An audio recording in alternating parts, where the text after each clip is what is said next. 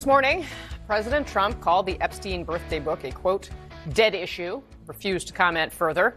This afternoon, though, White House Press Secretary Caroline Leavitt was clear it is their position that the quite distinctive Sharpie squiggle, not Donald Trump's work, that this is forgery by someone else. They're not saying who, however.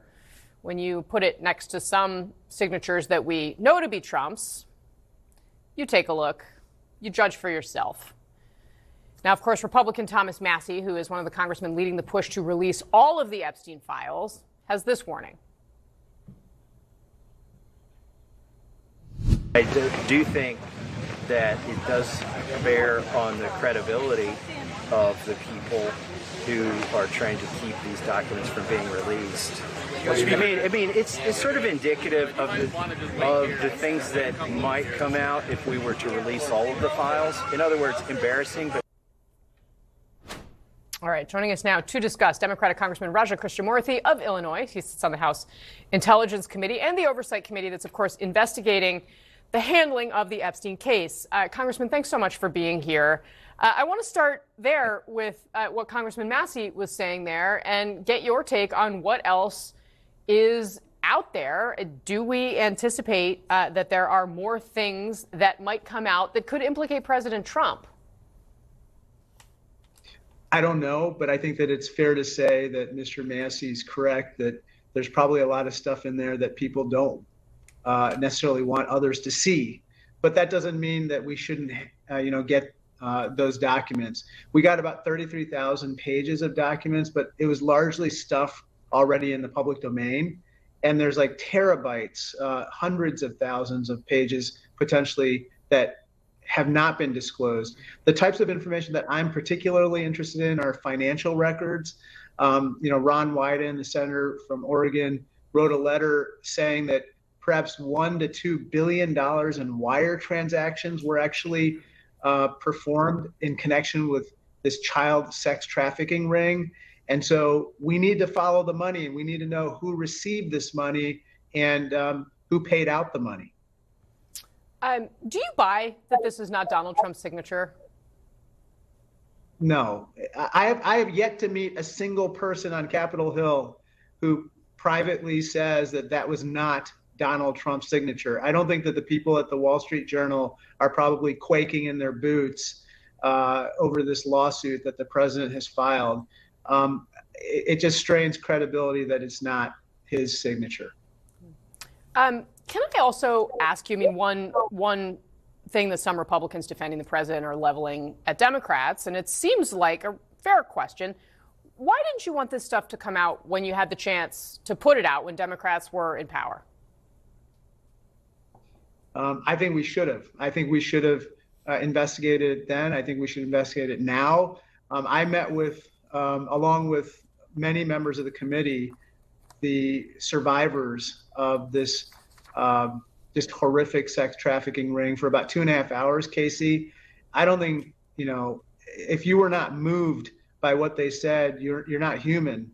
And I think it kind of just goes to show that at least 3 things have to happen. 1, they deserve justice. 2, there has to be accountability for people who are like literally at large, who may be connected to that child sex trafficking ring.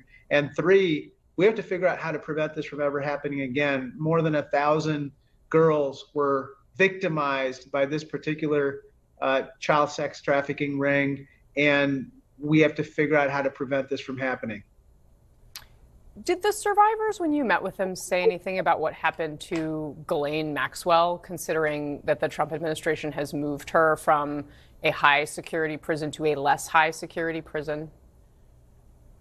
They are extremely upset. Not only that, but they were extremely upset about the platform that Todd Blanche, the Deputy Attorney General, gave to Ghislaine Maxwell in that interview in which she was essentially allowed to rewrite parts of their history and deny essentially the wrongdoing that occurred.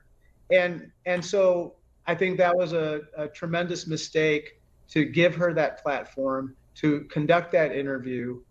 And now, just like the survivors were saying, we have to get the files, we have to get the documents, we have to get the truth out there. It's been 20 years. It's taken way too long. Sir, I do want to ask you in the electoral context, because obviously the president's base of supporters had been very interested in seeing these files come out, and he had seemed to agree with them. Sarah Longwell of The Bulwark did a focus group with a Biden to Trump voter asking about whether this was going to matter for them in a political context. Let's watch that, and we'll talk about it on the other side. You can't say things about the Epstein files to get people to vote for you and then not do anything with them, which at the end of the day, who cares? The Epstein files don't affect my paycheck or my groceries, but there's too much wishy-washy. What do you make of that? I think she's right. I think you can't, for years and years, talk about the Epstein files, and then when it comes time to producing them, change your mind or change your tune on that particular issue. I think that particular voter that you're talking about is going to have, and I've heard this personally from my constituents as well, they're having second thoughts with regard to a range of issues involving the president in light of what's happened with the Epstein files. They're questioning why, the price of vegetables at the wholesale level went up 40% in 1 month, and why groceries are so expensive at the retail level.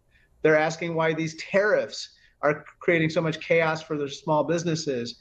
Just his credibility as a president is being questioned on a number of fronts, and I think he's giving a big kind of ounce of, doubt in people's minds about his management when he's not even producing these Epstein files, which is kind of pretty easy to do right now.